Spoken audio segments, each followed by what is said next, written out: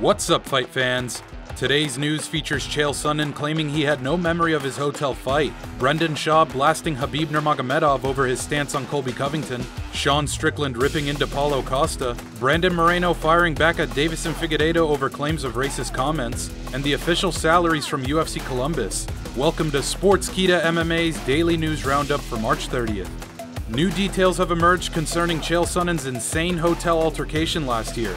For those who don't know, Sonnen was detained by the police on December 18, 2021 for allegedly attacking a couple in the hallway of a hotel. After 5 misdemeanor battery charges were dismissed without prejudice by a judge, police refiled a new set of charges this month, including a felony count of battery by strangulation and 10 battery misdemeanors.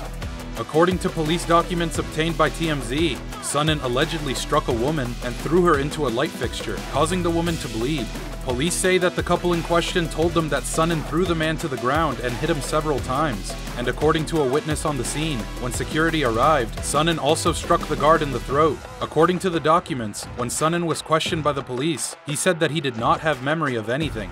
Sonnen then told police that he and his wife had taken a sleeping pill some hours before the incident and allegedly could not recall anything else. No footage of the altercation has come to light, but a video obtained by TMZ shows Sonnen being escorted by the police away from the scene. Chael Sonnen is scheduled for a hearing in this criminal case this week. The former 2-time UFC title contender last fought for Bellator in 2019, losing to Lyoto Machida by TKO. What do you think really happened in that alleged hotel altercation? Former UFC heavyweight Brendan Schaub recently weighed in on Khabib Nurmagomedov's tweet about the Colby Covington and Jorge Masvidal situation. For those who don't know, Khabib said that fighters should boycott Covington for pressing charges against Masvidal over the recent steakhouse sucker punch, citing that if someone speaks about people's families, they should be ready for the consequences. On a recent episode of The Schaub Show, Schaub had this to say: "I'm with Khabib if it was a regular, even street fight. If Colby was aware of what's going on, cool man, you guys handle it how you want to handle it. But you've got all this bad blood, and it leaks out of the octagon and you gotta do this? Alright, do it, man. But to sucker punch another man is the biggest in the world. What are you doing, dude? Always trying to make the headlines with hot takes, right? And I love Khabib, but that ain't a hill to die on. Boycott fighting him. I have an idea, Khabib. Why don't you get out of retirement and beat Colby? Why don't you do it the legal way? Khabib, he's keeping himself relevant. He has his fight league and stuff like that. He said if Conor beats Makhachev, I'll come out of retirement. All good. Keep the same energy here though. If you don't like Colby so much, come out of retirement and fight him." Khabib Nurmagomedov retired in 2020 after submitting Justin Gaethje for his 3rd title defense. He has since gone on to start his own MMA promotion, Eagle FC, and has recruited notable ex-UFC fighters to the roster, namely Kevin Lee. Do you agree with Brendan Schaub? Strickland recently spoke to the Schmo and gave his thoughts on the middleweight division. The 25-3 Strickland is currently number 4 in the middleweight division and has verbally agreed to fight the only man to knock out Israel Adesanya, Alex Pereira. Strickland noted that he has not signed the contract yet. "I might sign it. I'll get around to it. I haven't quite learned how to work an email, so I might not sign it until the day of the fight."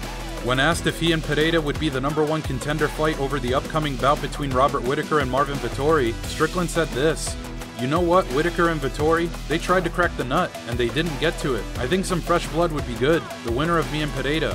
Strickland was then asked about Paulo Costa, who he had gotten to a recent Twitter feud with, and said this: "Costa, what is it with that guy? He was calling me a Costa, there is one man who has been dry humped in the UFC, and that has been you, calling me a He then gave insight as to why he did not want to fight Costa.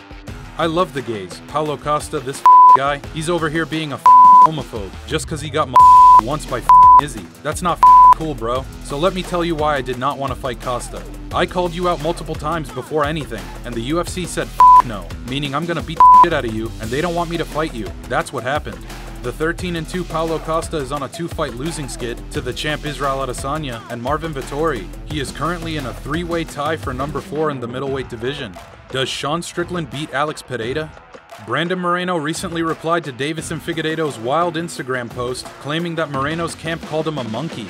In the same post, the flyweight champ claimed that he no longer wanted to fight Moreno due to the alleged racist comments, and instead wants to fight Kai Kara France, who is now the number 2 flyweight contender after defeating the previously unbeaten Askar Askarov last Saturday. In an interview with ESPN Deportes, here is a translation of what Moreno had to say about that. It's just stupid. He was playing with his phone and he was streaming live on Instagram and he was using many filters. It's a shame we don't have the full video because it was a live stream. He didn't save it. He was using filters on everyone. Dana White, my teammates, and he even used a filter on me. He was switching filters and then appears a monkey filter on Figueiredo. That's true, and someone took a screenshot. We don't know who. And he starts calling Marcelo Rojo a racist. And you know Marcelo, you're not gonna let me lie. He's not racist.